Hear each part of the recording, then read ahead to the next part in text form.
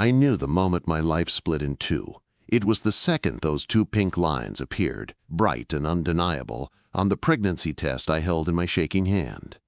The antiseptic smell from the gas station bathroom burned my nose as I stared at the results that stole my breath.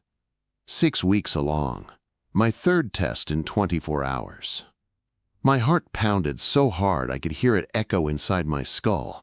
I should have felt joy. A baby was supposed to be hope. But all I felt was the cold grip of fear, as last night replayed in my mind like a nightmare stuck on a loop. The gunshot. The scream. The man collapsing onto the concrete. And Marcus, straightening his Italian silk tie like he had just stepped out of a business meeting instead of an execution. I had been so sure I knew him. So sure the man I fell for was just a charming restaurant regular with dark eyes and a quiet intensity that made the world fade. I was a server, working long shifts and surviving on tips. He was a customer who always sat at the same table and always watched me like he saw something worth protecting. I mistook possession for affection. I mistook danger for mystery. I had gone outside that night to tell him about the baby. Instead, I crouched behind a dumpster with my hand over my mouth as he told a pleading man that disrespect had consequences. Then he nodded at his bodyguard. Then the shot rang out. And the man I thought I loved became a stranger in a single heartbeat. By dawn, I had emptied my tiny bank account and thrown everything I owned into my beat-up Honda. No note, no goodbye, no explanation. I drove away from Chicago like the city itself was on fire behind me. I didn't stop for anything except gas, paying in cash every time, terrified that Marcus would track my cards, my phone, my name. Fear pushed me through 18 straight hours of driving, pulling over every 40 minutes to throw up on the side of the road. The sun rose, fell, and rose again before I reached Tennessee. Oak Ridge was small and quiet, the kind of place where no one looked at you unless you wanted them to. I told the diner owner Betty that I was passing through. She hired me on the spot anyway. The apartment above the hardware store smelled like mildew and had one working outlet, but it was mine. No questions asked. Paid in cash. Safe. Or as safe as I could be while carrying the child of a man who could erase people with a sentence. Weeks passed. My belly grew. I wore baggy uniforms and avoided mirrors.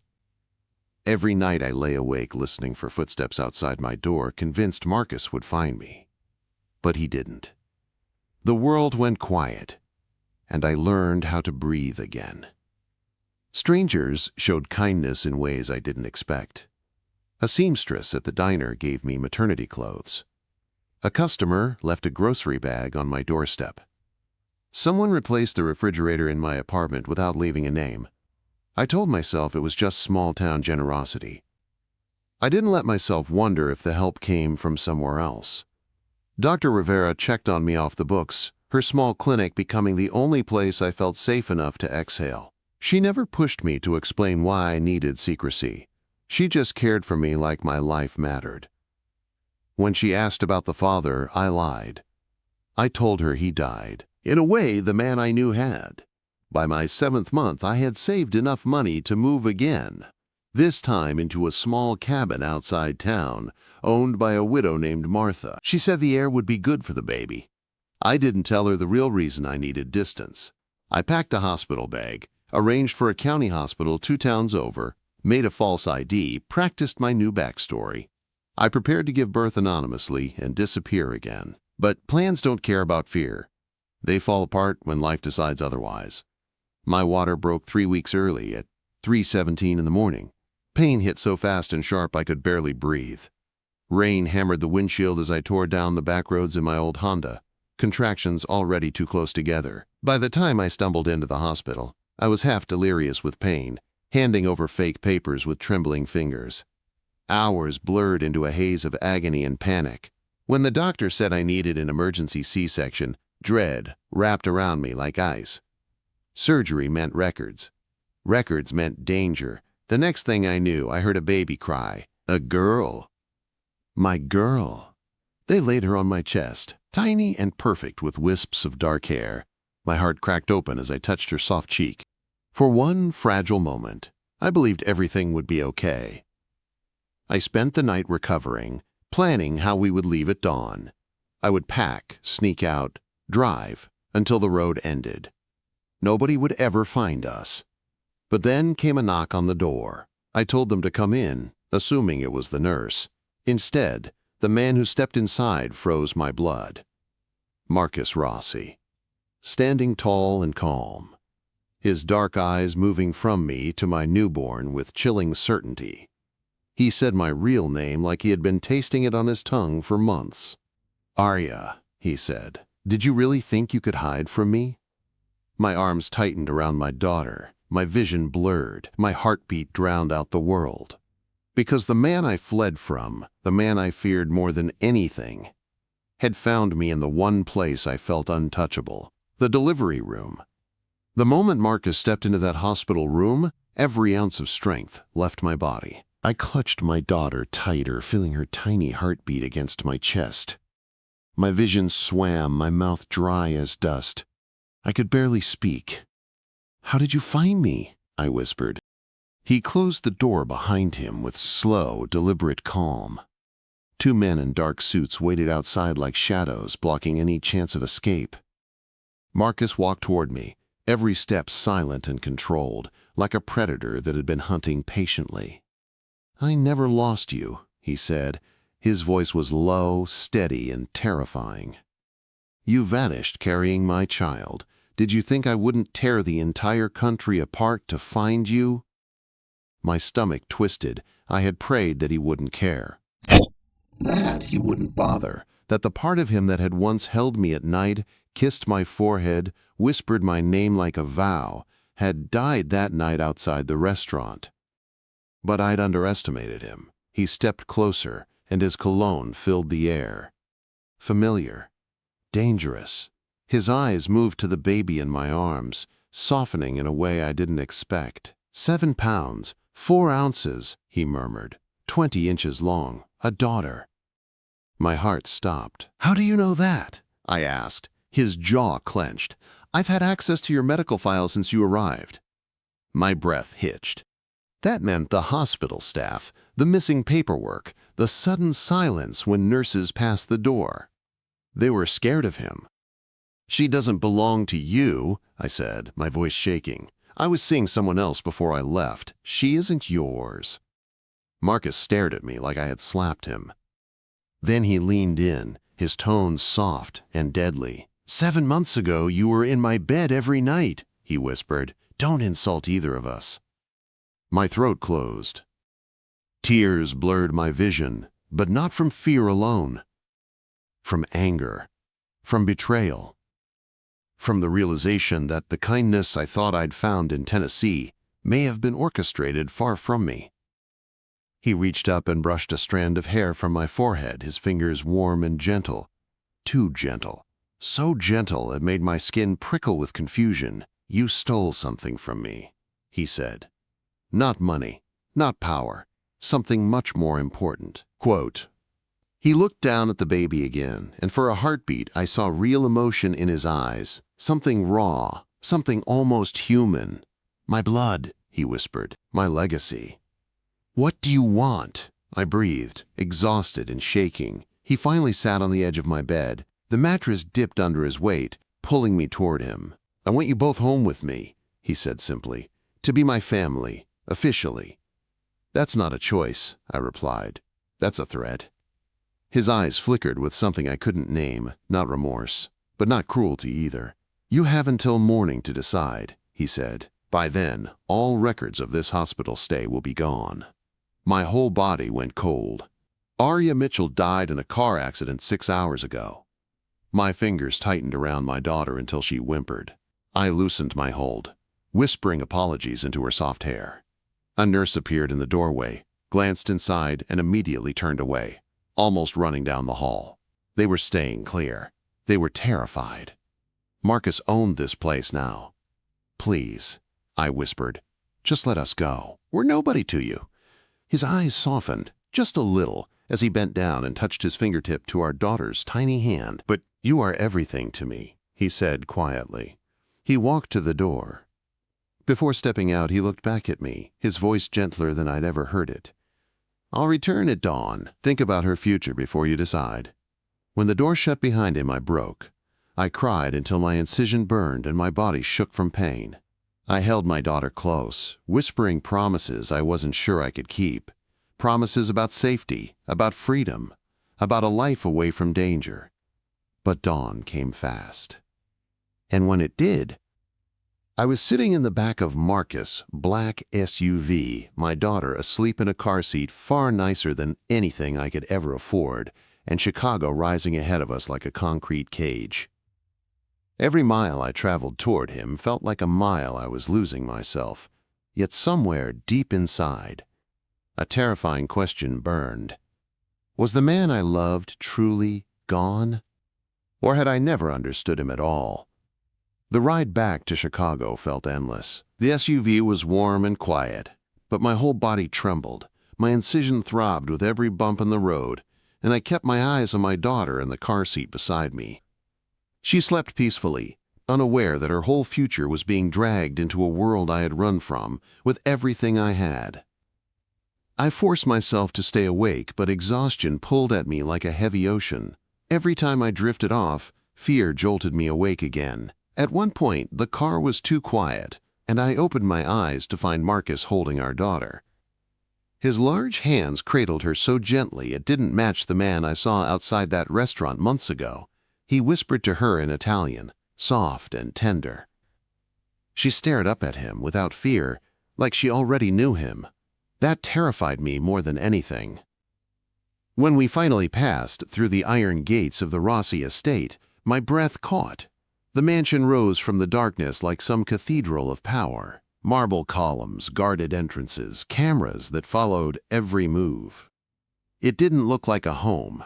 It looked like a fortress built to keep people in, not out. "Welcome home," Marcus said as he helped me out of the car. His arm supported my waist when my legs gave out. I hated how much I needed the help. I hated how natural it felt when he steadied me.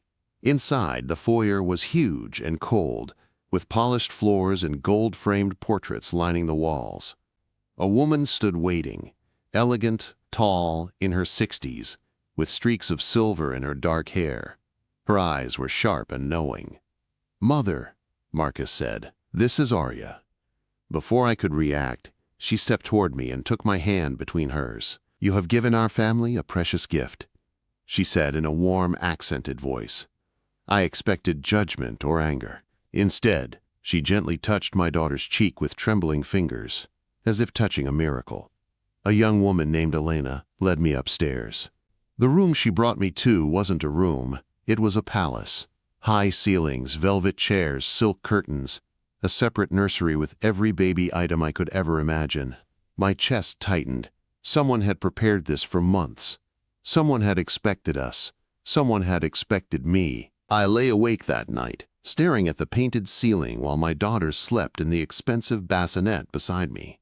Every creak in the hallway made me flinch. Every murmur of guards outside the door reminded me that I wasn't free. Days blurred together as I tried to recover. My body still hurt. My mind ached worse. Elena brought meals, fresh flowers, soft blankets. Isabella visited often, always with gifts for the baby.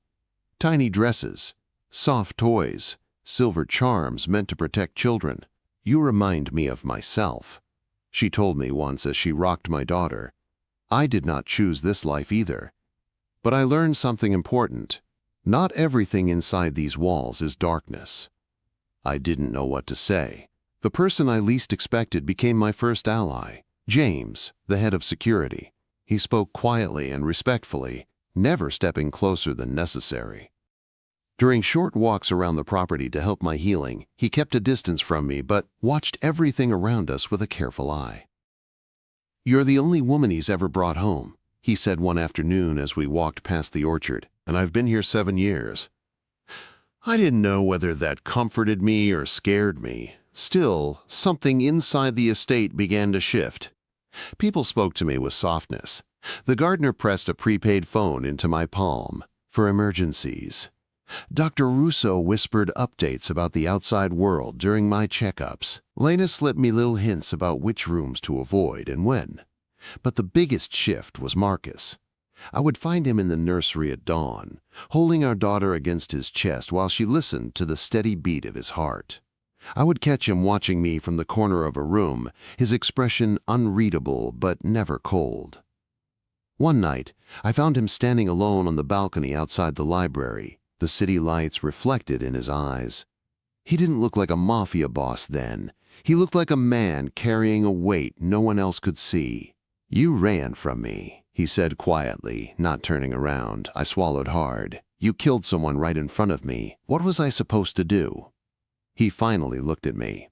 His voice was low, almost tired. "Trust me." Quote. I laughed once without meaning to. Trust isn't something you get by pointing a gun at someone. His jaw tightened. "I was protecting what's mine." "I'm not yours," I said. His eyes moved to the door where our daughter slept. "She is." That truth, spoken so simply, felt like a punch to the chest. 3 weeks after I arrived, Elena brought a white box to my suite. "It's from Mr. Rossi," she said softly. Inside was a wedding dress. Ivory silk. Beautiful. Perfect. Terrifying. There was a note. "Saturday. Family chapel." Small ceremony as promised. My entire body went numb. That night, for the first time since returning, something inside me broke. I picked up the gown and threw it against the wall so hard the pearl buttons scattered across the floor. My daughter cried, and I cried with her, pacing the room and whispering over and over, "I won't do this. I won't do this." I thought about escaping. I thought about running again. But every road in and out of the estate was guarded, every phone call monitored, and my healing body couldn't even climb stairs without help. Still, freedom mattered more than fear. I began planning anyway. I made notes. I memorized guard rotations.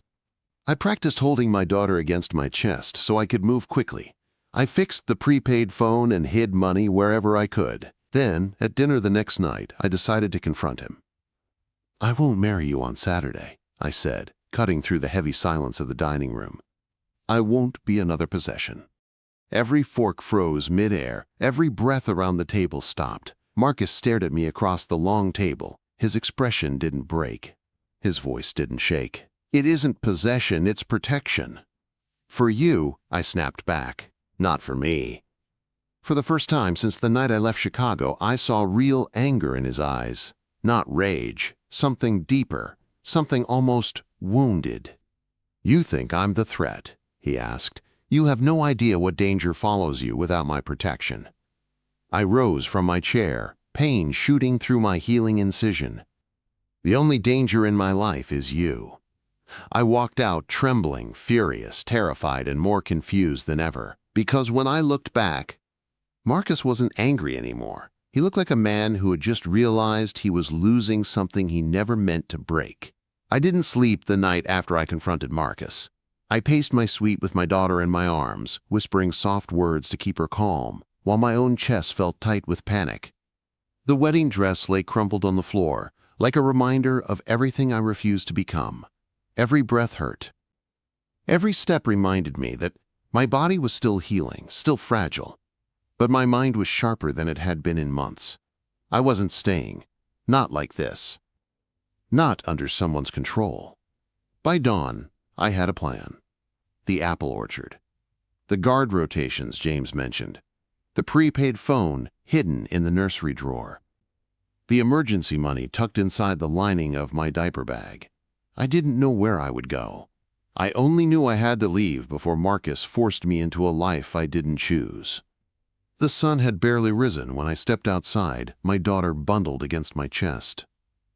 The air smelled of apple blossoms and damp earth. For a moment, the world felt peaceful, calm, like freedom was only a few steps away.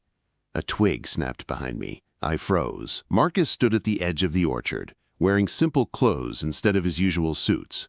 He didn't look like a mafia boss. He didn't look like a man used to getting everything he wanted. He looked unsure. "I was told you came out here early," he said quietly. "I thought you might want space." I swallowed hard. I've been thinking about what you said." He stopped several feet away from me, as if he finally understood that distance mattered to me. "And?" he asked. I took a deep breath. "You say this is about protection. But you never asked what I wanted. You never asked what I feared. You made decisions for us instead of with us." His jaw tightened. "I was trying to save you." "Maybe," I said, "but you also took away my voice." Something passed over his face. Guilt, maybe, or something close to it. He stepped closer, slowly, like approaching a skittish animal. "I went about this wrong," he admitted. "I've lived my whole life controlling everything around me. It's how I survive. It's how I keep people alive." He paused. "But I forgot that your will matters. Your choice matters." I didn't expect him to say that. It knocked the breath out of me. He looked at my daughter in my arms. His voice softened the moment he saw her tiny face against my chest. "She deserves the world," he said. "Not fear, not uncertainty, not danger." "And what does that world look like?" I asked. He pointed toward the mansion, the grounds, everything behind him. "Safety, opportunity, education. A life where she'll never struggle the way you did. A life where she will never be used as leverage or hunted by my enemies." "And what about me?" I asked. "Where do I fit in that world?" He looked at me then with an honesty I wasn't prepared for. "Wherever you want to," he said, "not as a piece on my chessboard. Not as something I own, as someone I love." My breath caught. Love. He had never said it before, not once, not even back in Chicago. The word didn't seem to fit him. Yet, hearing it now made something warm flicker inside me, something I didn't want to admit was still alive. I steadied my voice. "I won't be controlled. I won't be trapped." "You won't be," he said. "I want my own bank account," I told him. "My own income. Real work. Real independence." "Done," he said immediately. "I want decisions about our daughter to be shared, not dictated." "They will be," he replied. "And no wedding until I'm ready," I said. "If I ever am." He nodded slowly. "I'll wait." Silence stretched between us. The breeze rustled the apple branches overhead. My daughter made a soft sound against my chest. I studied Marcus, this man who terrified me, protected me, broke my heart, and kept it beating all at once. He wasn't simple. He wasn't safe. But he wasn't a monster either. "What are you thinking?" he asked softly. I swallowed hard. "I'm thinking that I don't want to run anymore." "Not if things truly change." His shoulders relaxed, as if he'd been holding the world up alone for years. He walked toward me, slow and careful, stopping only when I nodded. He reached out, touching our daughter's tiny hand. She wrapped her fingers around his, and something inside me shifted. Not fear, not surrender, possibility. "I can't promise perfection," he said quietly, "but I can promise honesty and effort and a future where you both are safe and loved." I let out a shaky breath. "Then we try, but together, on equal ground." He nodded once. Together. For the first time, the word didn't feel like a cage, it felt like a beginning. He reached for my free hand, not to pull me close, but to let me decide if I wanted to take his. And I did, slowly, carefully, because this time, the choice was mine. As his fingers closed gently around mine, I realized something I never expected. I didn't want to run. I wanted to build something new, something stronger than fear. Something real. Maybe I couldn't hide from him. But maybe I didn't have to hide anymore.